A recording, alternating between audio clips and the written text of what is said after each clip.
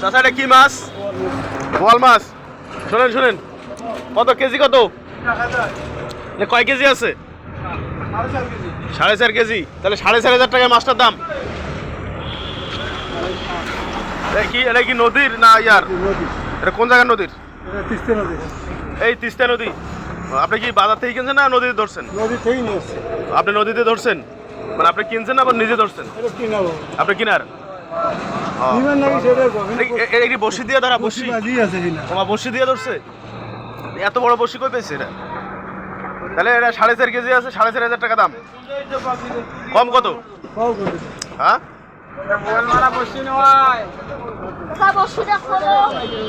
বসিটা খুলবেন,